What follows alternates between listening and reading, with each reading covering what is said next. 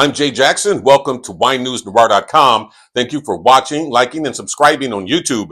We begin in Inglewood, where a renowned vocalist and musician adds wine ambassador to her resume. Meet the first ever spotlight artist of Love Notes Wine. Let's stay together. If you Google the name Wendy Smith Brunet, you'll see she's performed with some of the biggest names in music, from Barry White to Friends of Distinction, and currently as a member of the legendary all-female group Honeycomb. This is for your dedication. But on this night, she's adding another highlight to her resume, becoming the first spotlight artist of the Love Notes wine brand, created by singer-producer Ralph Dudley. Ralph is one of my best friends, and there's no way I would not have been here. You know, I'm so very proud of him. I love the time can't erase. Performing at 1010 Wine and Events in Inglewood, Brunet showed her versatility as a performer. She's used to playing large theaters, even arenas, but the wine crowd is her comfort zone too, which is why she's in the spotlight. It's something about being in wine country. It's just a peaceful adventure, being up there and tasting the different wines. I like the journey of being able to just experiment and experience different wines. And I don't want to say I'm a wino because that sounds so crass, but I love wine. That's my thing, red wine. So I'm excited to taste Love Notes. Place called 1010 Winery. Anybody ever heard of that? No? Last month, WineNewsNoir.com talked with Dudley about the wine and what it means. Love Notes to me is this notes of wine, the aroma and the taste of that first sip of wine. Love Notes to me is this musical notes that we hear. I don't care if it's a song from way back when, that brings us memories and a feeling of bliss. Jalissa Castillo is running public relations for Love Notes and says Brunet is the perfect first artist for the position. Wendy is amazing. I have seen her perform more than a couple of times, and she really knows how to bring community together, and she just has a lovely voice. And, you know, her connection with Ralph is really special, so it's a way for her to support Love Notes as well. To be here with him tonight is extra special because it's a celebratory moment, and I'm just really super proud of that. You know that, Ralph. You do. You already know. So we love you, and congratulations, Ralph. Yay. Cheers. For more information about Love Notes, just go to their website at lovenotes.com. New DTC numbers, a new research center, and new label laws. Here are the top stories for this month's Wine in a Minute.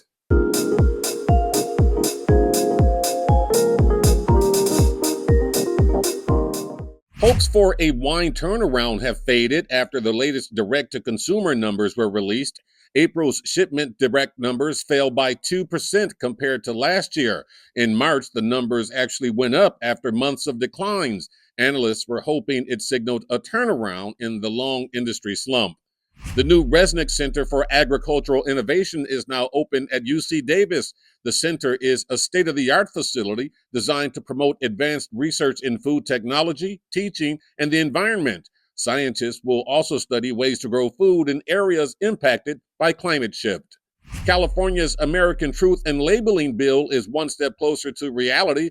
AB 1585 would require any wine that has the word American on the label to include 100% American-grown grapes. Right now, up to 25% of the grapes can come from a foreign country. State lawmakers voted 67-0 to advance the bill to the state Senate.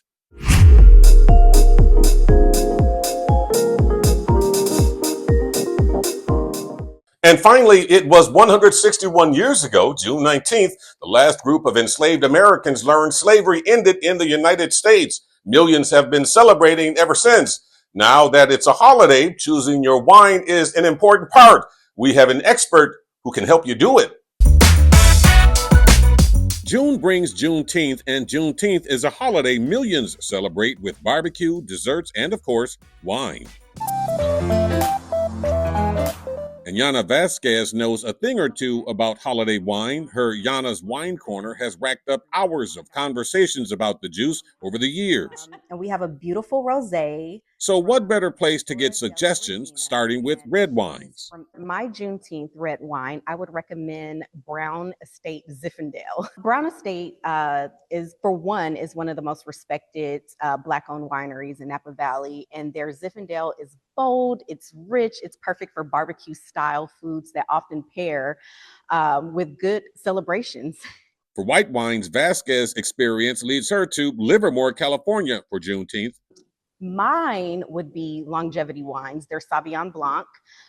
This one is because I love a good, crisp, refreshing, versatile wine for summer gatherings. And I think this would do really great at, any Juneteenth celebration or any summer celebration where there's good food and wine flowing with good company.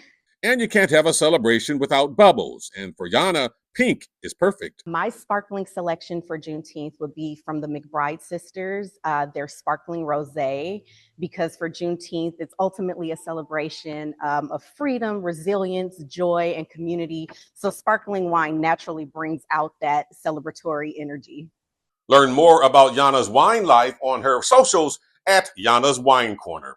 And that's going to do it for this episode of WineNewsNoir.com. Please remember to support our sponsors on our website. Again, thank you for watching, liking, and subscribing on YouTube. I'm Jay Jackson. Cheers.